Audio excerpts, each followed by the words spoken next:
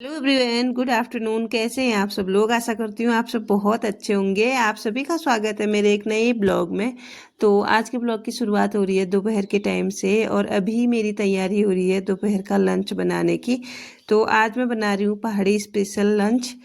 तो आप लोग बने रहिएगा पूरे ब्लॉग में। आज का ब्लॉग बहुत ज़्यादा मज़ेदार होने वाला है। और जो लोग चैनल पे नए हैं प्लीज़ उनसे मेरी रिक्वेस्ट है कि चैनल को सब्सक्राइब करके ज़रूर जाइएगा। तो जी यहाँ पे मैं बना रही हूँ चना उड़द और लोबिया की दाल। और आप आज का मौसम देख सकते हैं, बहुत ज़्यादा गुमसुम है। वैसे मौसम 4-5 दिनों से ऐसा ही चल रहा है। तो अब मैं आ गई हूँ किचन में और यहाँ पे मैंने रखा था कुकर में गर्म पानी, जो कि दाल बॉयल करने के काम आएगा। और दाल डालने के बाद मैंने इसमें डाल दिया थोड़ा सा ऑयल और फिर लगा दूंगी मैं इसमें ढक्कन, ताकि जो इसका प्रेशर बनेगा ना बाहर दाल ना आए।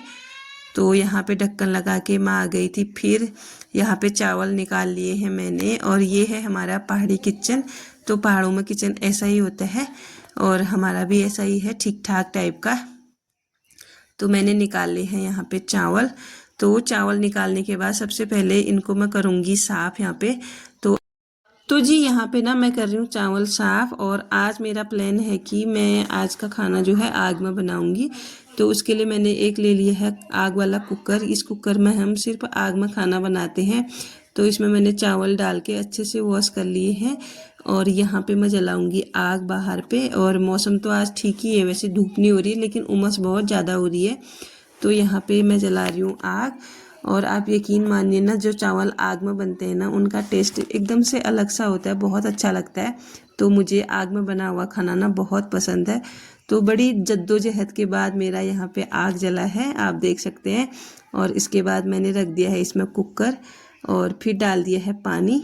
वही है प्रोसेस जैसे चावल बनाते हैं वही है। अब इसमें मैं ढक्कन लगा के फिर इसको छोड़ दूँगी।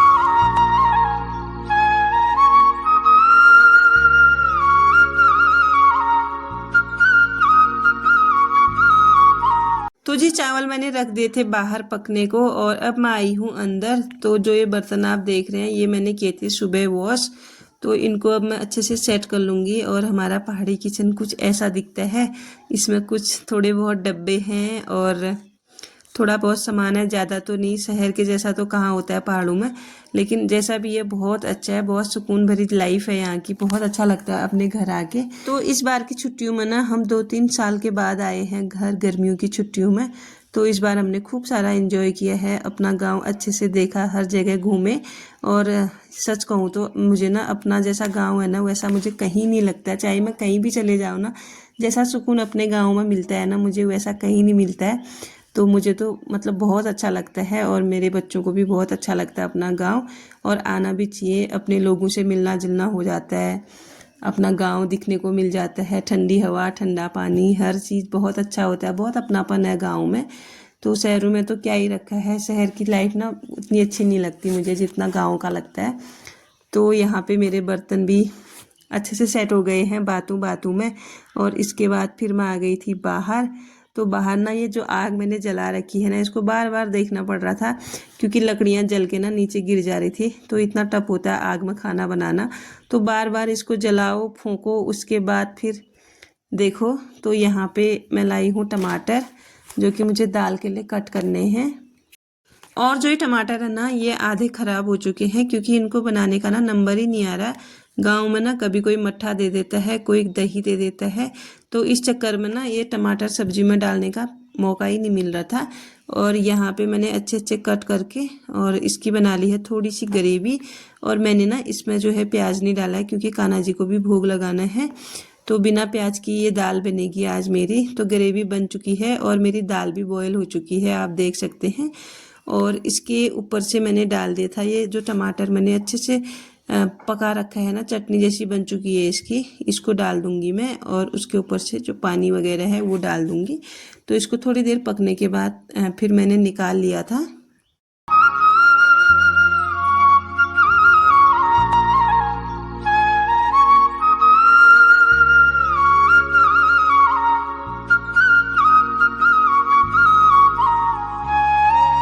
तो जी यहाँ पे आप देख सकते हैं मेरा जो भात है ना वो बन चुका है और आप देख सकते हैं लकड़ियाँ ऐसी गिरती हैं। तो यहाँ पे बन चुका था, मैंने उतार के रख दिया था किचन में। और उसके बाद फिर मैं चले गई थी अपने किचन गार्डन में और मुझे यहाँ से तोड़ना है पुदीना, क्योंकि आज मुझे बनानी है कच्चे आम की चटनी। तो चटनी तो मैं बनाती, लेकिन जैसे ही मैं आम के पेड़ के पास गई ना, मुझे एक दाना भी नहीं दिखा और 4-5 दाने दिखे, वो इतने दूर थे कि मेरे पाँव से तो दूर ही थे, ना वहाँ हाथ पहुँच रहा था ना वहाँ कोई लकड़ी पहुँच रही थी। तो ऐसी मैं छोड़ के आ गई और फिर मैं आई अंदर। और ये है कल का कच्चा आम जो कि हम खाने के लिए लेके आए थे कहीं से। तो जी फिर मन मार के मुझे इसी आम की चटनी बनानी पड़ी। और इसके बाद फिर आ गई थी पूर्वी, दुकान में गई थी ये दादी के साथ, ये लाई है कुछ सब्जी और सामान। तो इसके बाद फिर दादी भी आ गई थी, बैग भर के सामान लेके आई है।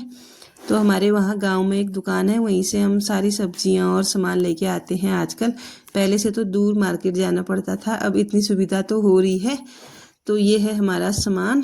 तो जी ये सारी चीज़ें लेके आए हैं ये दुकान से, और कुछ इसमें सब्जियां हैं, कुछ फ्रूट्स हैं और कुछ खाने पीने की चीज़ें हैं। तो ये है आंवले का जूस जो कि प्योर ऑर्गेनिक है, घर का बना हुआ। तो ये बनता है हमारे वहाँ पाताल भुवनेश्वर में। और ये है बुरांस का, तो जो बुरांस मैंने आपको अपने ब्लॉग में दिखाया था उसी बुरांस का ये जूस है और ये हेल्थ के लिए ना बहुत अच्छा होता है। तो इसके बाद फिर मैंने ले लिया था ये जो मैं चटनी बना रही थी ना उसी को, क्योंकि ये रोक ली थी मैंने और इनका सामान देखने में लग गई थी मैं। तो यहाँ पे मेरी चटनी भी बनके हो गई है रेडी। और इसमें मैंने डाला है पुदीना, आम, हरी मिर्च, लाल मिर्च और बेसिक से मसाले।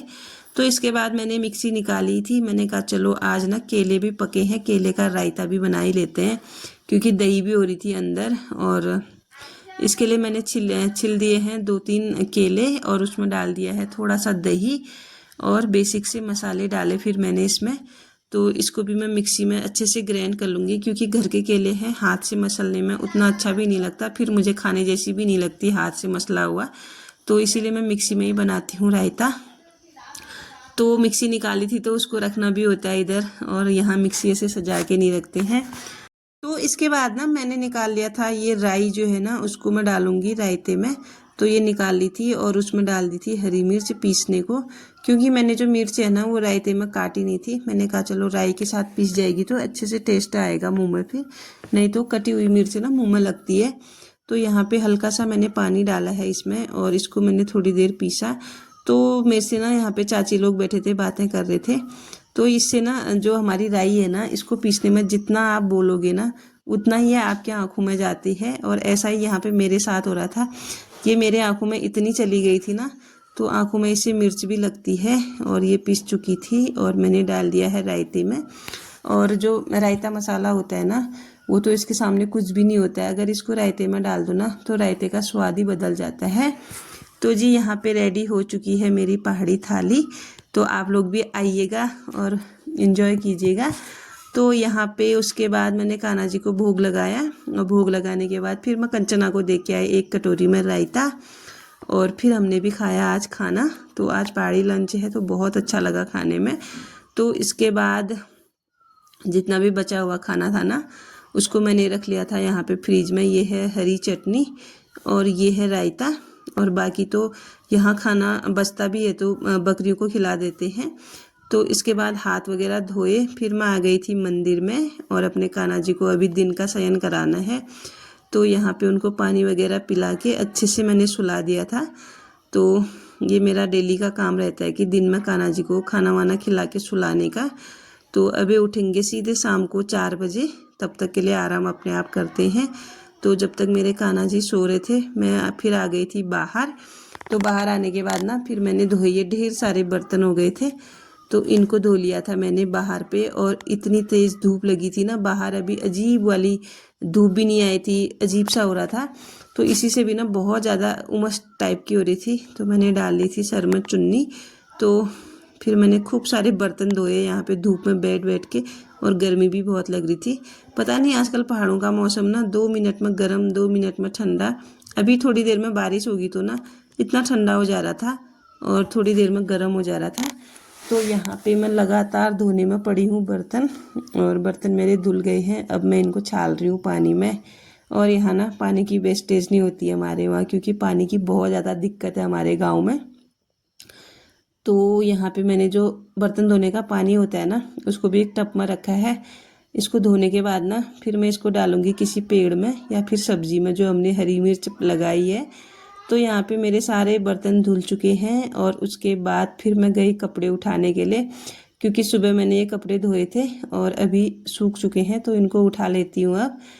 तो इनको उठाने के बाद ना फिर थोड़े बहुत यहाँ पे भी थे कल वाले जो थोड़े गीले थे, उनको भी उठा लिया था। और अब मैं इनको करूँगी फोल्ड, और इस ब्लॉग को भी मैं यहीं पे एंड करूँगी। कैसा लगा आप लोगों को देख के ज़रूर बताइएगा। मिलती हूँ किसी नेक्स्ट ब्लॉग में, तब तक के लिए बने रहिएगा मेरे साथ।